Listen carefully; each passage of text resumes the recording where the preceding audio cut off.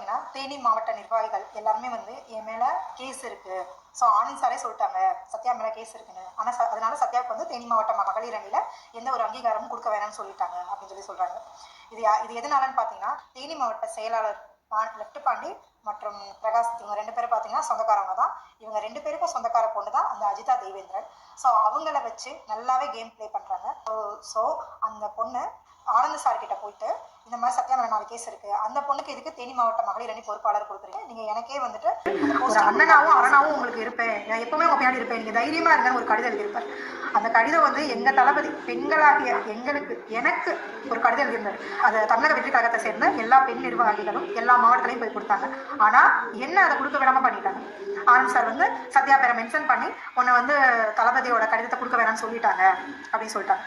இப்போ இன்னைக்கு என்ன பேசப்படுறாங்கன்னா ஆனந்த் சார் சொல்றாரு, நாங்க கொடுத்த ஒரு வேலையை ஏன் நீ வந்து கரெக்டா பார்க்கல, தளபதி நாளைக்கு என்னையதான் கேள்வி கேட்பாருன்னு.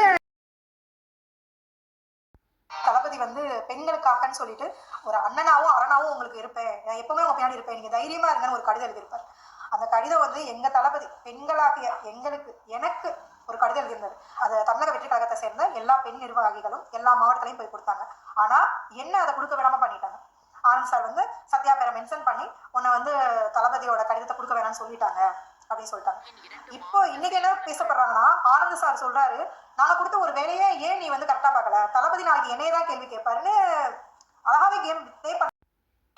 எதுக்கு நீ இவ்வளோ வேலை பார்த்த, ஏன் ஆக்டிவா இருந்த, ஏன் தலைமை வரைக்கும் தெரியுது உன்னை, இதுதான் இப்ப கேள்வி. இப்ப இருக்கிற பிரச்சனை அதுதான்.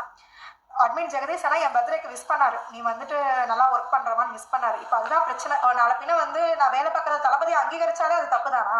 வந்து எங்க தளபதி பெண்களாகிய எனக்கு ஒரு கடிதம் எழுதியிருந்தாரு. அது தமிழக வெற்றி கழகத்தை சேர்ந்த எல்லா பெண் நிர்வாகிகளும் எல்லா மாவட்டத்திலையும் போய் கொடுத்தாங்க.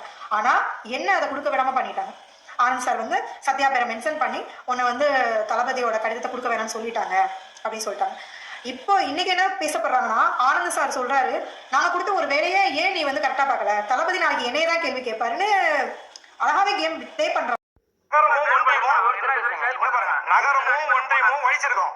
நாங்க வகிச்சுக்கணும்னா பலன் வேணும். இப்ப மாவட்ட பொறுப்பு போட்டிருக்காங்க. அவங்களுக்கு எப்படி பொறுப்பு போட்டாங்க, எதன் அடிப்படையில் போட்டாங்க. இப்ப நாங்க காட்டுறோம்ல, இவ்வளவு பண்ணிருக்குன்னு காட்டுறோம், இதை காட்ட சொல்லுங்க. எல்லாம் இப்ப வந்து 20, 25 வயசு 26 வயசு எல்லாம் நீங்க பொறுப்பு மாவட்ட பொறுப்பு போடுறீங்க. மாவட்ட பொறுப்பு எதன் அடிப்படையில போடுறீங்க, மாவட்ட அடிப்படை பொருள் எந்த விதத்துல நீங்க போடுறீங்க, எங்களோட கேள்விதான். மாவட்டம் எங்களுக்கு வந்து என்னன்னா, நாங்க எல்லாருமே வந்து ரொம்ப கடுமையா உழைச்சோம் என்ன பண்ணிட்டாங்க, 6 தொகுதி வந்து உதயகுமார் இருக்கு, நீங்க அங்க போய் எல்லாம் செயல்படுங்க பண்ணுங்க போங்கன்னாங்க. சரி, அவங்க கூட போய் நாங்க என்ன பண்ணோம், சுமார் 2 வருஷமா ரொம்ப கஷ்டப்பட்டு உழைச்சி எல்லாமே பண்ண ப்ரூஃப் எல்லாமே எங்கிட்ட இருக்கு.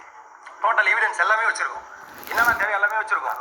இவங்க என்ன பண்றாங்க, சுமார் 60 கிளை ஓபன் பண்ணி நாங்க ஒரு 5000 பேரை நாங்க மொத்தமா இன்னைக்கு ஓட்டு ஐடியோட எல்லாம் கையில் வச்சிருக்கோம். ஆனா இப்ப ஜாதியின் அடிப்படையில எல்லாமே ஒதுக்குறாங்க. மெயினா நட்டாங்க எஸ்சி மேல வரக்கூடாதுன்னு ஒரே ஒரு நோக்கத்தை மட்டும் கொண்டாடுறாங்க. எஸ்சி வரக்கூடாது முதல்ல சொல்லிதான் தலைவர் சொல்லிற தத்துவம் என்ன சொல்லியிருக்காரு, ஜாதிக்கு இங்க பேச்சே இல்லைன்னு. ஆனா இவங்க என்ன பண்றாங்க, எல்லாத்துக்குமே ஜாதியை மென்ஷன் பண்றாங்க. இப்ப நாங்க இவ்வளவு கஷ்டப்பட்டு இவ்வளவு பண்ணி பிசி எம்பிசிக்கு மட்டும் தான் நாங்க போஸ்டிங் கூட பண்ணும்போது, அப்ப நாங்க உழைச்சிருக்கோம், இவ்வளவு பண்ணிருக்கோம். நகர செயலாளர் சொல்லிட்டு இவர் சொந்த ஆட்டோ வித்து செலவு பண்ணி எவ்வளவு பண்ணிட்டாரு. இப்ப எங்களுக்கு முக்கியத்துவம் கொடுக்கல, எங்களை உள்ள வைக்கல, எதுவுமே பண்ணல. எல்லாரும் புது அவங்களை கொண்டு போட்டு அவங்க கிட்ட எவ்வளவு வாங்கினா என்ன பண்ணான்னு தெரியல. எல்லாரும் உள்ள கூட்டு போய் மீட்டிங் போட்டுருக்காங்க. மாவட்ட பொறுப்பு என்னென்ன பொறுப்புகள், மாவட்ட பொறுப்பும் சரி, ஒன்றிய பொறுப்பு சரி, நகர பொறுப்பு சரி, எந்த ஒரு பொறுப்புமே அறிவிக்காத அவங்கவுங்க இட்டு வந்து எல்லாரையும் கூட்டு போய் உள்ள கூட்டு போய் வச்சு மீட்டிங் போட்டு அவங்களே பண்ணி எல்லா ஆள் இட்டு வந்துட்டாங்க. இப்ப எங்களை உள்ள கூட வரக்கூடாது, நீங்க வெளியே போங்கன்றாங்க. நாங்க 2 வருஷமா கஷ்டப்பட்டோம். இது மாதிரி 10 வருஷமா அந்த கட்சியில வந்திருக்கல, எல்லா ப்ரூஃபும் இருக்கு. எங்களை